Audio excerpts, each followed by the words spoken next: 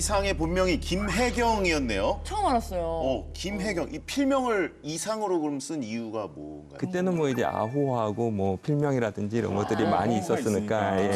연예인처럼 예명을 쓴 건가요? 예, 창작할 때 김혜경으로 시작했지만 곧 이어서 바로 이상으로 바꿉니다. 고등학교 때부터. 가장 이제 널리 알려진 이야기는 그 이상이라는 사람이 건축 기사이기도 했는데 공사장에서 일본인 인부가 이제 뭐 상자 붙이지 않습니까? 일본어는. 그러니까 김상 그러다가 뭐 이상 이러다가 이상 괜찮은데 이상으로 해야겠다. 뭐 이런 식으로. 약간 허무한데요? 겨우 그걸로요?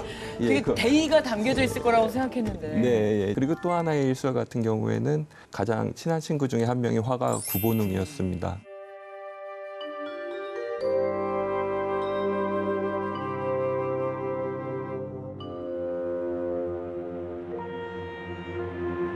구본웅이 이제 병성 고공에 입학할 때 선물로 이제 스케치박스, 화구 상자를 선물했는데 그게 너무 갖고 싶었던 거라서 그래서 그 상자를 한번 붙여가지고 성두 나무목자를 한번 붙여가지고 그 필명을 만들어 볼까 그래서 이상 그다음에 뭐 구상, 뭐 양상 뭐 이런 식으로 하다가 이상 괜찮은데 그래서 이상으로 하자 뭐 이런 식으로 했다라는 설도 있습니다. 뭐 어쨌든 둘 다 뭐 아버지가 물려주신 성 같은 것들을 아랑곳하지 않는 그런 제스처를 취하기는 했습니다. 두 번째 설에 따르면 빡스리이군요.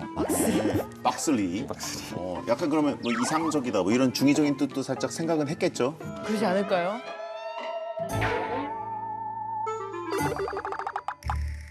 후대 사람들이 그렇게 많이 붙이곤 합니다. 우리 해석이네. 에이, 김혜경 작가님도 생각하셨겠죠. 그렇겠지. 여러 가지 의미를 그 주셨겠죠. 시절에 안 쓰던 말도 아니었을 텐데 너무 밀어붙였나요? 아무튼 작가 이상하면은 천재, 요절한 천재, 모던보이 이런 이미지들이 있는데 여러분은 어떤 이미지를 좀 갖고 계셨는지. 저는 사실은 좋은 건지는 모르겠습니다만 2000년대 초 90년대 말 이때 나온 김갑수 선생님 나온 영화 중에 금홍아라고 금홍아. 예. 라는 거기 보면 이상이 약간 좀 뭐랄까요 쓸쓸하게 살면서도 되게 좀 막 사는 사람으로 좀 나오거든요. 그래서 그 영화 속의 모습이 그런 걸로 제 마음속에 좀 남아 있고요. 한편으로는 우리나라 문학상 중에서 이상문학상이 굉장히 유명한 그쵸. 1977년도부터 이상을 기려서 제정된 상이고 온갖 베스트셀러들이 상을 받았던 우리들의 일그러진 영웅, 뭐 깊고 푸른 밤, 나그네는 길에서도 쉬지 않는다. 뭐 갖가지 영화화되기도 한 그런 잘 알려진 문학상이기도 하기 때문에 진짜 영광스러운 상인데 우리 문학사에 어느 정도의 영향력을 끼친 인물이라고 볼 수가 있을까요? 저희가 제대로 된 그런 현대시라고 할 만한 그 시집이 나온 게 김소월의 진달래꽃입니다. 그 진달래꽃이 1925년입니다. 1925년부터 이제 현대시라는 것, 현대성이라는 것을 뭐 실천하려고 하는 시인들이 있었는데요. 처음에는 뭐 현대성 그러면은 뭐 이제 이미지를 감각적으로 표현하는 것 정도인데요. 이상 같은 경우에는 그것을 언어나 뭐 의식, 뭐 인식 면에서 아예 극단으로 밀어붙인 것입니다. 그게 바로 1934년 오감도 발표 때 일입니다. 13인의 아해가 도로를 질주하오. 제1의 아해가 무섭다고 그리오. 제2의 아해도 무섭다고 그리오. 제3의 아해도 무섭다고 그리오. 제4의 아해도 무섭다고 그리오. 아니 근데 낭독할 수 있는 시가 많지 않다. 이건 무슨 뜻일까요? 예, 정확히 말씀드리면 낭독할 수 없는 시들이 이제 몇 편 있습니다. 이 시 한번 읽어보실 수 있으실까요? 예. 1111111점 2점 암호 33333.33 이게 암호야 뭐야? 아라비아 숫자니까 좌에서 우로 읽어야 되지 않을까요? 컴퓨터 시간에 진짜 약간 뇌가 할 일 없어질 때 이런 거 막 그냥 다다다다다 찍지 않습니까? 타이핑 연습 이런 느낌으로. 예술성이 있으시네요. 1 다다다다다닥 2 다다 아하. 저만 그랬나 보네요. 잠깐만, 저 더 어려워졌는데요. 오감도 시제 5호. 어떻게? 화살표는 뭐야? 그 방향대로 읽으라는 건가? 이거 한외소형의 신의 안전에 아전 낙상한 고사를 유함. 이게 무슨 말이야? 아니 원래 근데 시라는 게 낭독하라고 이렇게 만들어져 있는 거 아닙니까? 근데 이거 너무 어려운데요? 그렇죠. 나중에 뭐 노래도 만들 수 있고 그치. 그래야 되는 거 아닙니까? 시 맞습니다. 시 맞고요. 이게 조선중앙일보 신문 하계면의 정중앙에 연재되었었는데요. 그러니까 현대성을 중시하는 그런 시들은 이제 시간성보다, 그러니까 낭독을 할 수 있는 시간보다는 공간을 지향한다. 뭐 이런 말들도 있는데 거기에 아주 적합한, 그러니까 낭독 불가한, 그래서 공간으로만 제시되는 그런 시라고도 할 수가 있을 것 같습니다. 너무 파격적인데요. 예, 낭독할 수 없는. 침수된 축사와 구별할 수 있는가? 그럼 저 그림이 뭐 축사인가요? 이게 이제 자신의 내부를 뜻하는 것. 내부. 예. 아까 보았던 그 글자 거꾸로 본 것들도 역시 마찬가지로 거기 이제 책임이사 이상이라는 그런 말이 있거든요. 그러니까 이상이 이제 환자를 이렇게 진찰하고 있는데 그 내부의 모습이라고 할 수가 있겠죠. 사하호하고 오호 둘 다 인간의 어떤 내부를 이렇게 형상화한 그런 모습이라고 보통은 이해를 하고 있습니다. 그러니까 이게 파격적인 현대성을 보여줬다는 게 약간 어떤 뜻인 것 같냐면 진달래꽃이 1925년이라고 하셨는데 네. 진달래꽃만 해도 사실은 그 전통적인 노래로 부를 수 있는 나보기가 역겨워 가실 때는 마야 약간의- 씨가 불렀죠. 나보기가 역겨워 가실 때에는 말없이 고이 보내드리오리다. 약간 그런 전통적인 흐름을 우리나라 정서 그대로 살리는 좀 예스러움이 가득한 것인데 불과 채 10년도 지나지 않아가지고 이거는 뭐 랩으로도 부를 수 없을 것 같은 뭐 이런 현대적인 시를 시도했다는 것이 어떤 좀 실험 정신, 좀 앞서 나가고 싶어 했다는 그런 의식 이런 게 굉장히 강했다라는 생각을 새삼해보게 됩니다. 그러니까 우리가 사고할 수 있는 어떤 극단을 제시해 준 그런 시인이라고 보면 좋을 것 같습니다. 예. 아니, 이거를 볼 때마다 너무 놀라운 게 활동했던 시기가 일제 강점기였잖아요. 그러니까 시대를 그냥 앞서간 게 아니라 너무 많이 너무 앞서가셨던 많이 분이 아닌가. 오감도 시리즈 같은 경우에 신문에 실린 뒤에 이 독자들이 항의를 굉장히 많이 했어요. 아, 이딴 게 무슨 시냐. 귀신 낮밥 먹은 소리 때려치워라. 뭐 미치고 싶거든 좀 곱게 미쳐라. 뭐 독자 모독을 참을 수 없다. 뭐 이런 식의 항의가 굉장히 많이 들어와가지고 원래 이게 시제 30호까지 나올 예정이었다라고 해요. 그런데 15회까지 연재가 되다가 연재 중단이 되었다라고 합니다. 악플이 많이 달린 거네요. 지금으로 치면. 그러네요. 악플 때문에 중단된 거네요. 근데 이제 이때는 악플을 한번 보내려면 편지지를 꺼내가지고 편지를 쓰고 편지 봉투에 그걸 곱게 접어 넣어서 우표를 사와가지고 주소를 써가지고 그거를 우체통에 넣어야지 악플을 하나 보낼 수 있는 거거든요. 정성이 있어야 되네. 그런데도 이 정도의 악플이 달렸다라는 거는 정말 많은 사람들이 항의의 마음이 막 불타올랐다라는 사실 그런 거라고 생각해 볼 수도 있겠죠. 근데 이제 이상은 자신을 미쳤다고 비난하는 독자들에게 이렇게 반문했다라고 네. 합니다. 왜 미쳤다고들 그러는지 대체 우리는 남보다 수십 년씩 뒤떨어져 마음 놓고 지낼 작정이냐. 좀 이렇게 파격적인 것도 좀 해봐야 되지 않겠느냐. 그게 미래 아니냐. 뭐 이런 식으로 주장을 했다라는 것이죠. 자신의 예술과 새로운 시도를 몰라주는 사람들이 좀 답답했던 그런 마음이 있었던 것 같고요. 그러면서도 꾸준히 이렇게 또 활동을 하면서 계속 또 사람들과 소통을 하고 싶어 했던 마음도 또 계속 깔려 있었던 것 같다는 그런 생각도 해봅니다. 예, 이상 시도 이제 폐결핵 이전과 이후로 아주 극명하게 갈리게 됩니다. 네네. 폐결핵 이전에 어떤 관념적인 사고가 승했을 때 시제 4호라든지 5호 같은 것들, 폐결핵 이후에는 이제 내 주변에 있는 사람들과의 소통 뭐 이런 것들을 조금 더 관심을 기울이기 시작했습니다.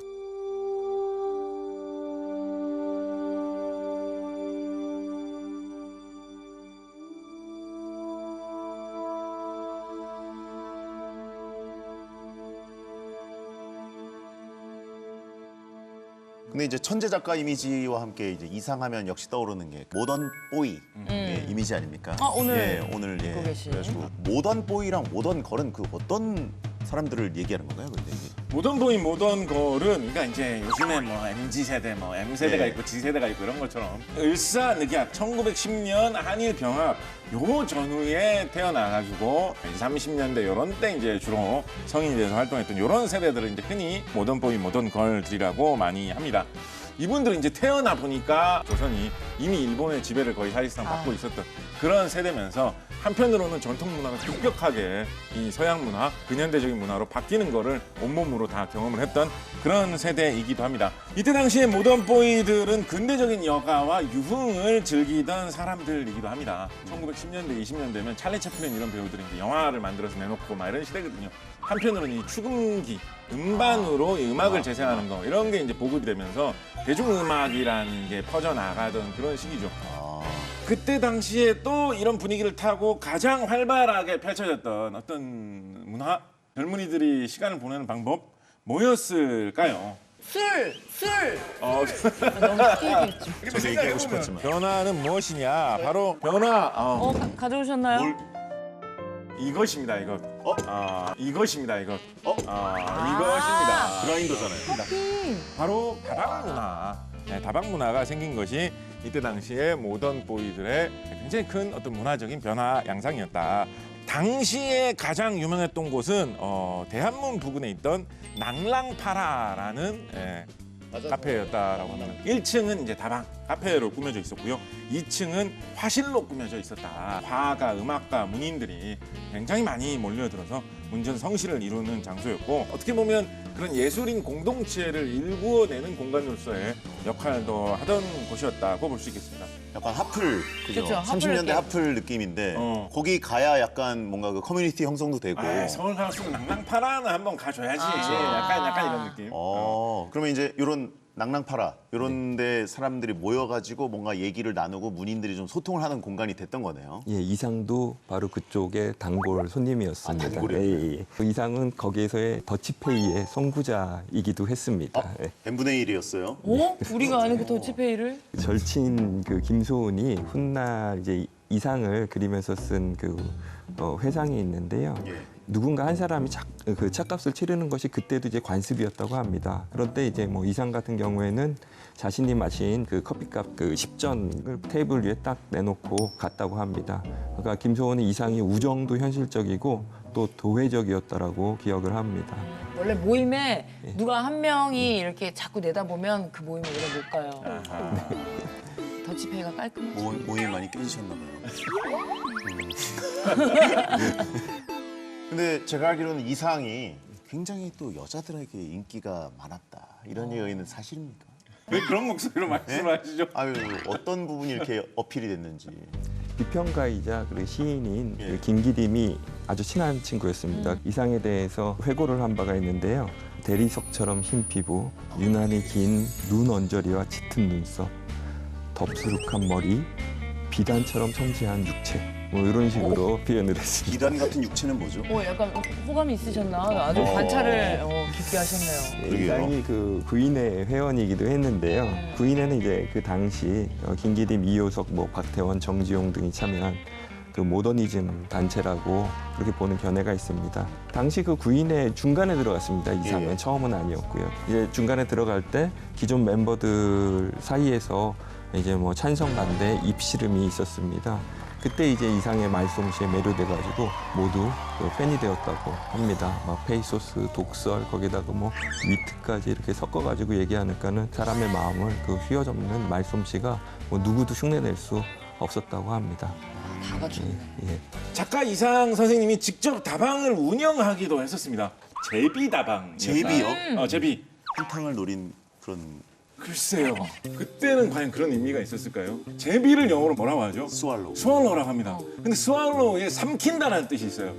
꿀꺽. 예. 꼭 삼킨다 스왈로우. 그래서 좀 많이 먹어라 라는 뜻으로 커피도 원샷을 좀 하고 여기 오신 분들 많이 드시라라는 많이 드시라. 그 염원을 담아서 제비다방이라는 이름을 붙이지 않았나라고 그냥 저 혼자 생각을 해본 적이 있습니다만 낭랑파라 나도 핫플레이스 만들 수 있다 꿈을 꾸었겠지요.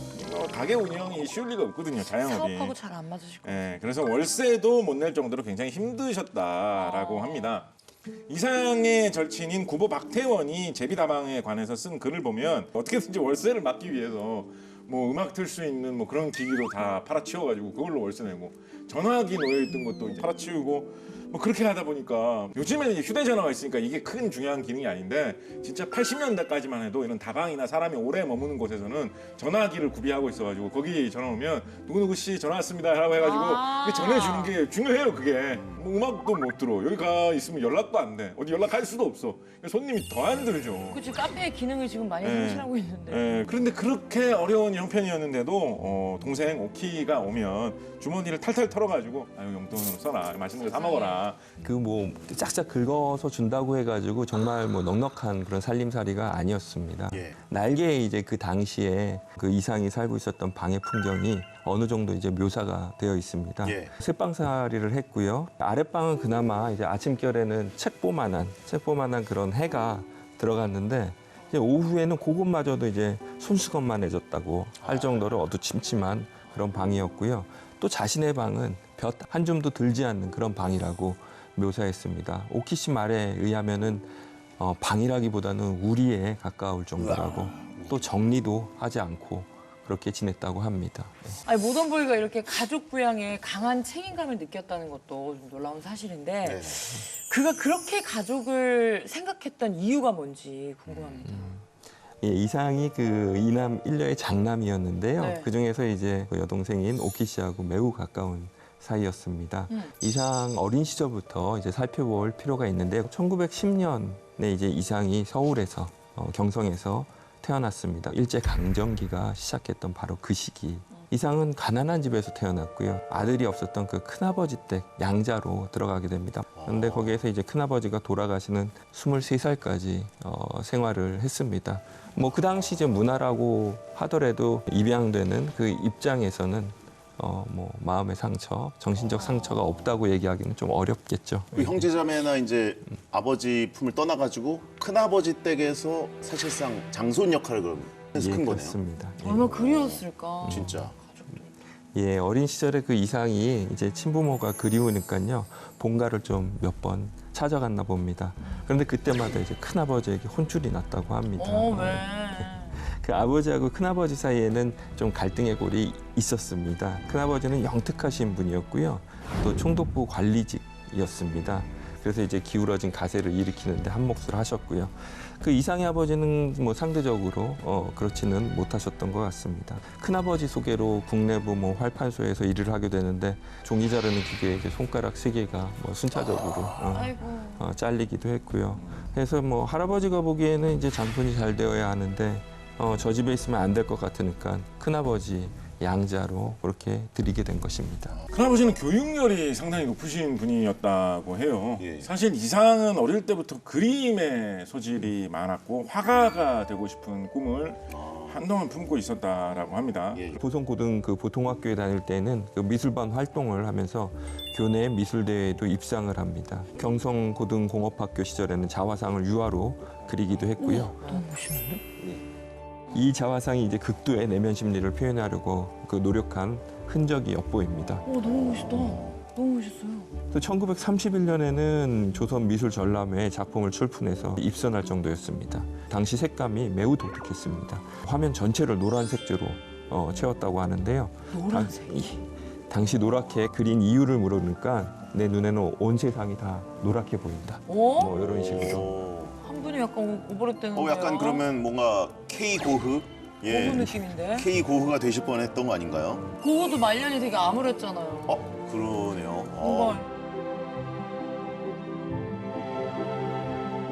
근데 큰아버지가 아이 뭐 그림 이런 거 배워가지고 어떻게 먹고 살래? 기술을 배워야 된다라고 강력하게 밀어붙였고 그래서 이상은 경성고등공업학교의 건축과에 진학을 하게 됩니다.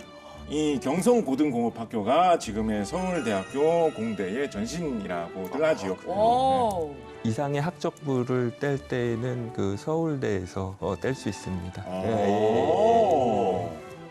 샤에서 뛸 수 있는 샤에서. 거예요? 예, 그렇습니다. 오. 멋있다. 잘 된 거 아닌가요? 그게 또 뭐 잘 됐다고 볼 수도 없는 게 큰아버지가 그 이상을 양자로 드린 다음에 2년이 지났을 때 재혼을 합니다. 그 재혼한 분을 큰 어머니라고 하지 않고 이제 작은 어머니라고 불렀습니다. 이상이. 왜냐하면 이제 그 원래 큰 어머니에 대한 예우가 아니었을까 뭐 이렇게. 나에게 아, 큰어머니는 한 분이다. 당신은 작은어머니요. 그녀는 그 큰아버지와 결혼할 당시 아들이 한 명 있었고요. 그래서 재혼한 큰어머니하고 이상 사이에 갈등의 골이 조금 있었던 것 같습니다. 예.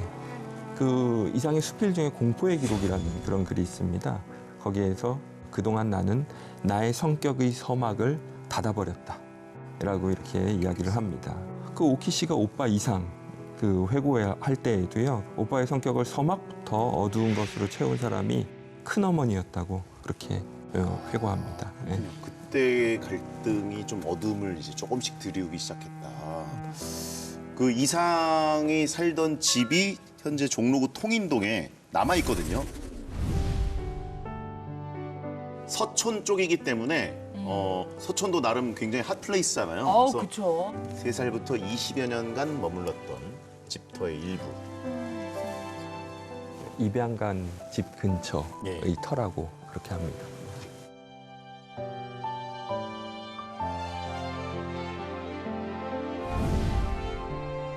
전시관처럼 그렇게 운영되고 있군요. 팔만대장경처럼 작품들을 보관하고 있습니다.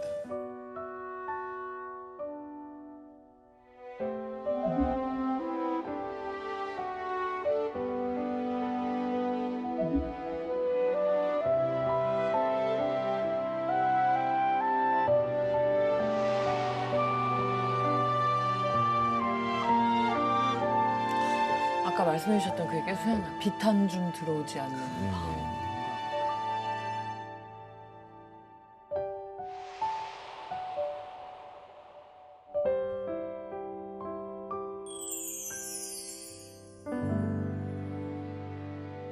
근데 나이가 어렸잖아요.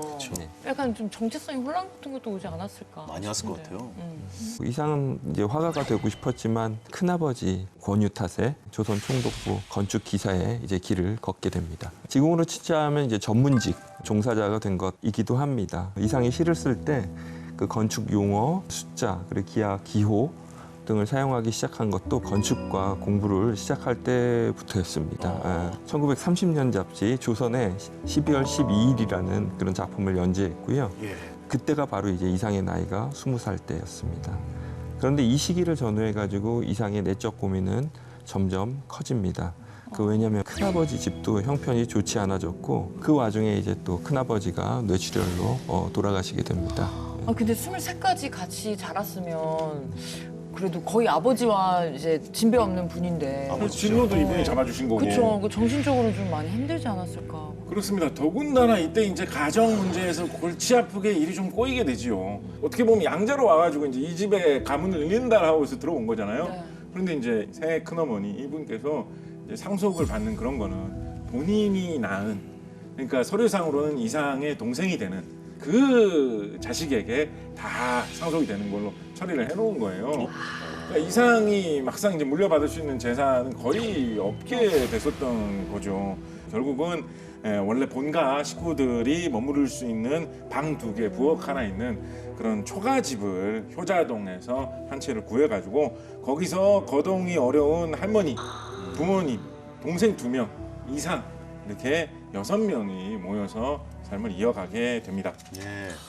그때의 이제 괴로운 마음을 담은 글이 있는데 공포의 기록이라는 작품이거든요. 내가 이미 오래전부터 생활을 갖지 못한 것을 나는 잘 안다. 단편적으로 찾아오는 생활 비슷한 것도 오직 고통이란 요괴뿐이다. 아무리 찾아도 이것을 알아줄 사람은 한 사람도 없다. 이튿날 나는 작은 어머니와 말다툼하고 맥박 125의 팔을 아는 채 나의 무력을 부끄럽다 하였다. 나는 목을 놓고 울었다. 어린애같이 울었다. 뭔가 이 가장으로서의 책임감도 좀 느껴지는데 고독하기도 하고 고통스럽고 뭔가 막 너무 힘들었을 것 같다는 그 일생이 그런 생각이 듭니다. 예. 자, 여기 동생 오키가 남긴 편지글이 있습니다. 바깥 일은 집에 와서 절대 이야기 않던 오빠도 부모에 대한 생각은 끔찍이 했던 것 같습니다.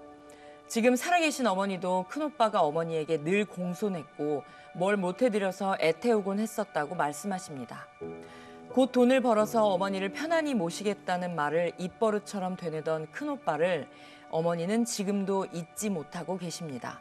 저는 오늘 이 생각을 좀 처음 하는데 네. 이상이 요절한 문학가잖아요. 맞아요. 그러니까 이상이 세상을 떠난 후에도 이 어머니는 계속 살아 계셨군요. 그쵸. 예, 오랫동안 살아계셨습니다. 가족들은 또 얼마나 힘드셨을까.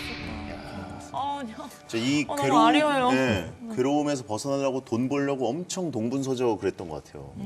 예, 그러기가 좀 어려웠습니다. 그 총독부 건축 기사로 일할 때에도 그 일본인 상사 하네 씨라는 사람에게 괴롭힘을 지속적으로 또 당했고요. 예, 아마 이제 뭐 조선인인 그 까닭이 좀 크겠죠. 예. 뭐 근태가 안 좋다는 이유로 또 모욕을 주기도 했었다고 합니다. 예. 그런데 또 엎친 데 덮친 격으로 어느 날 폐결에 피를 토하기 시작했던 겁니다. 예. 너무 속상하다. 그냥 그가 살았던 세상을 생각해보면 너무 다 모질어요. 그 사람한테. 이상이 일하다가 하루는 피를 토하고 쓰러졌는데 아버지가 그 사실은 이제 나중에 안 거죠. 불치병이었던 시대거든요. 네. 그거에 대해서는 뭘 알겠어요. 듣자마자 밤 12시에 설렁탕집 찾아가가지고 국물을 냄비에 받아가지고 이거라도 먹고 몸이라도 좀 보신해라 이렇게 했던 것 같아요. 이 설렁탕으로 폐결 치료가 됩니까? 그치, 배만 부르지. 그래서 이제 결국은 황해도에 있는 배천 온천이라는 곳으로 약간 요양 삼아서 휴양을 떠나게 됩니다. 근데 요양하던 중에 뜻밖에도 어떤 일이 생깁니다. 무슨 일? 증상이 호전됐다. 첫사랑을 시작하게 온천에서요? 됩니다. 어허. 어떤 사람인지가 너무 궁금합니다. 예, 그 금홍이라는 여자였습니다. 바로 그 예, 아, 맞습니다. 그 날개의 그 아내이기도 하죠. 예, 예. 예, 그 기생이었습니다. 이상하고 처음 만났을 당시 이제 금홍이 나이는 21살이었고요. 근데 이미 뭐 17살에 낳았던 딸이 있었다고 합니다. 그런데 돌 전후로 아이는 먼저 떠났고요. 그런 아픔이 있는 여자였습니다. 어쨌든 거기에서 만나서 사랑을 나눴고 금홍이 너무 좋아진 거죠. 그래서 경성으로 같이 오게 됩니다. 이 조선 총독부 자리에는 사직서를 내고요. 그때 바로 그 제비라는 그 다방을 차리게 됩니다. 그 날개 금홍이 어떤 여자였나요? 금홍은 그렇게 좋은 아내는 못 됐던 것 같습니다. 예, 뭐 날개에 다 나와 있는 거죠. 폐결핵이 있으니까 몸이 좋지는 않았어요. 그 이상 방에다 두고 그다음에 다른 남자 만나고 말 험악하게 하고 욕설 쓰고 또 막 목침도 던지고 자신과 만나던 남자하고 또 훌쩍 도망가 버리기도 하고요. 네. 그거 아니지. 그 오키 씨 회상 보면은 저게 너희 언니라고 눈짓만 할 뿐 이상은 금홍 언니를 한 번도 인사시켜 준 적이 없다고 합니다. 그러네. 그러니까 이제 좋아하는 마음은 있으나 이거 가족 구성원으로 받아들일 생각은 없었던 것 같죠? 참나. 좋은 사람이었으면 좋았을 뻔했는데. 예, 또 오키 씨 그 회고를 따르면요, 그 금홍에 대한 원망 섞인 이야기가 좀 나옵니다. 그 제비와 같은 그런 가게를 이제 운영하려고 할 때 그 여성이 팔을 걷고 또 도와주었으면은 그렇게 망가지지는 않았을 거라고 그렇게 원망을 하기도 했습니다. 예. 이상이 생계 유지가 너무 힘들어가지고 네. 구인회 사람들, 그러니까 어떻게 보면 동료 문학가들이죠. 네. 도움을 받아가지고 좀 살려고 하던 그런 시기도 잠깐 있었던 것 같습니다. 박태원이 쓰는 소설가 구보 씨의 일이 유명한 소설이죠. 거기에 이제 그림 잘 그리니까 사파를 좀 그려줄 테니까 이렇게 좀 원고료 어떻게 좀 나누자 뭐 이런 식으로도 했던 것 같고요. 시를 쓰면서 생계를 유지하려고 노력하기도 했고 뭐 그런 식으로 살려고 애를 썼다라고 합니다. 나중에 소설을 읽어보면 이제 그 자기 아내에 해당하는 여성은 뭐 좋게는 크게 설명을 안 하고 있는데 그렇다고 막 되게 원망하고 있지는 않거든요. 끝까지 읽어보면 내가 무능하고 내가 못나서 이렇게 살고 있는 거지. 본인 그런, 뜻을 그런 좋아해서. 쪽으로 이렇게 쭉 이어지거든요.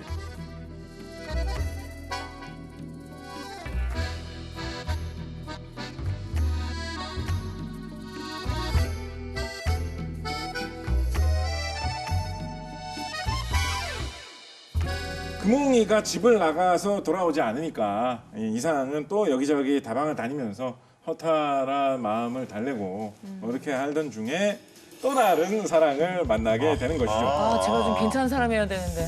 네.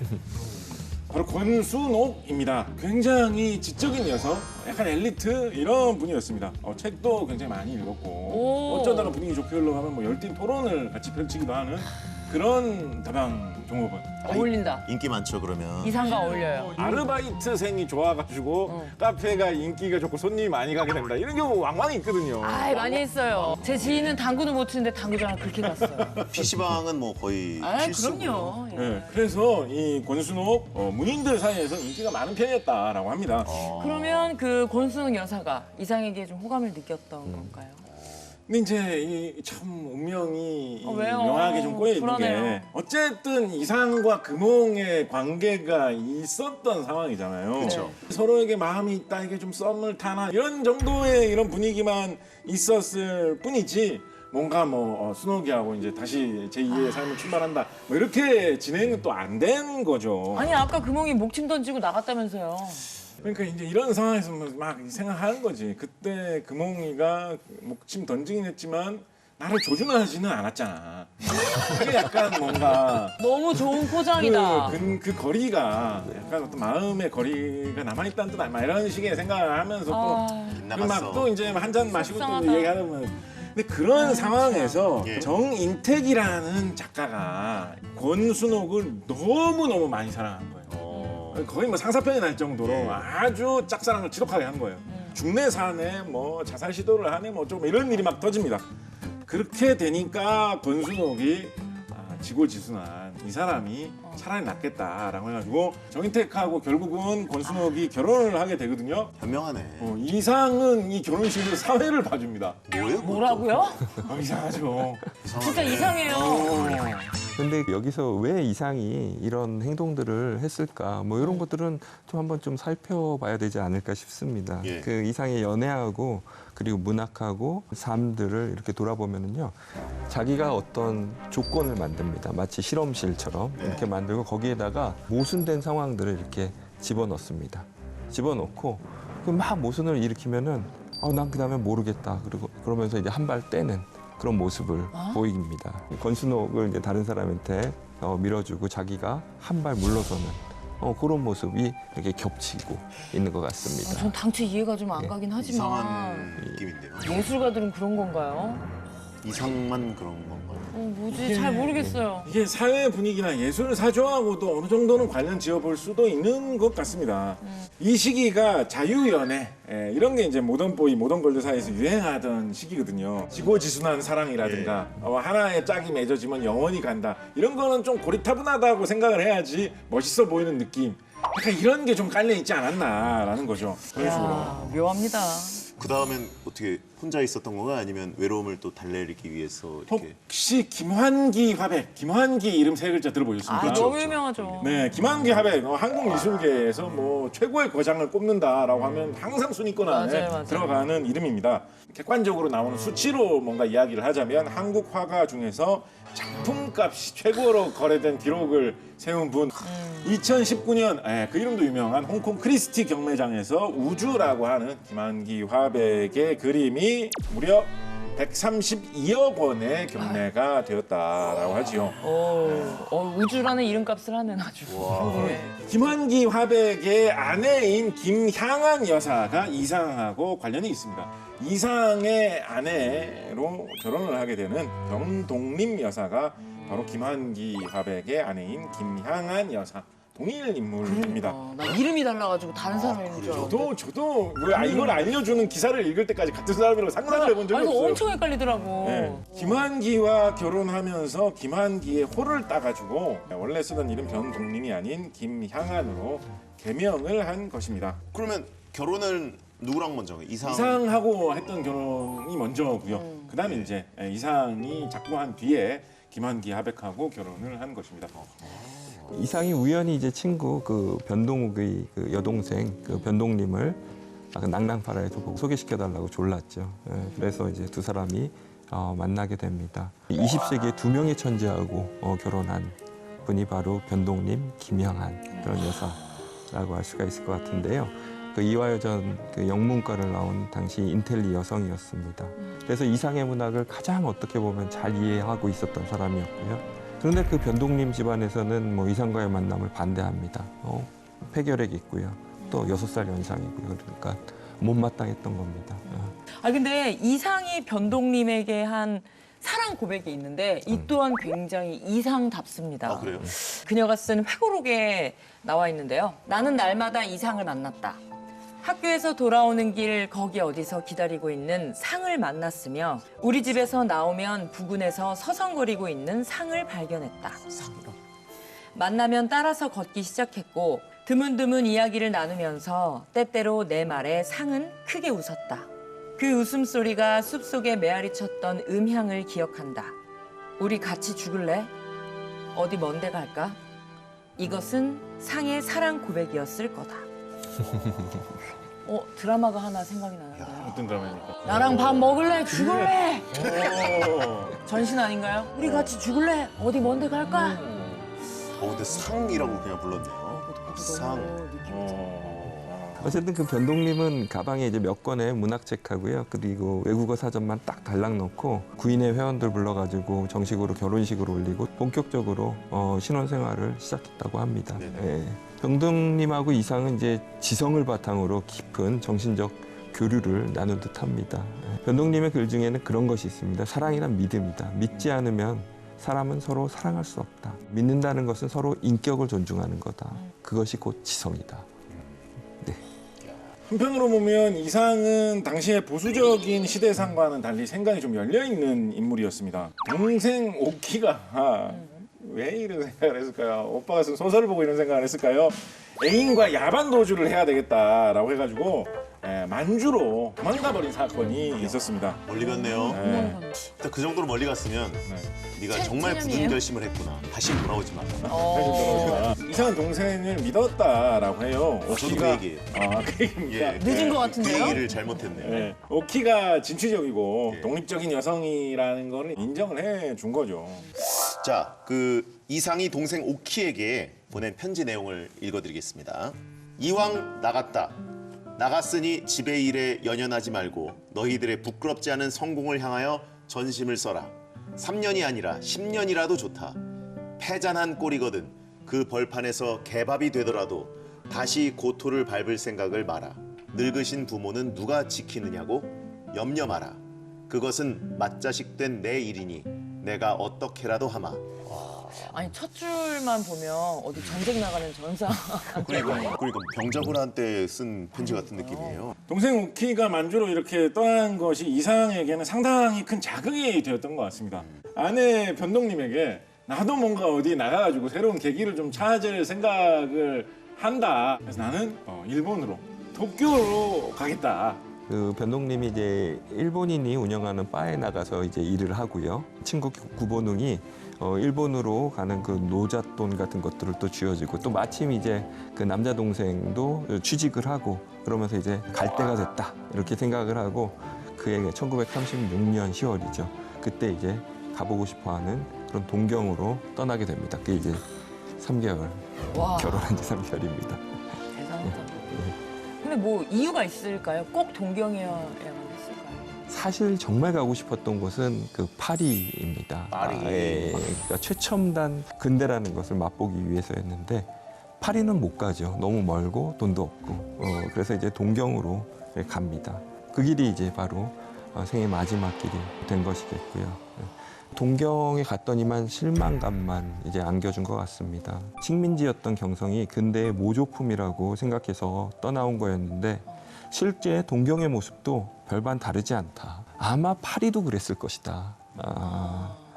그렇게 건태로운 이제 생활 그리고 실망감이 더해지던 즈음에 하숙집을 나와서 거리를 걷고 있는데 일본 경찰의 불신 검문에 이제 걸리게 됩니다.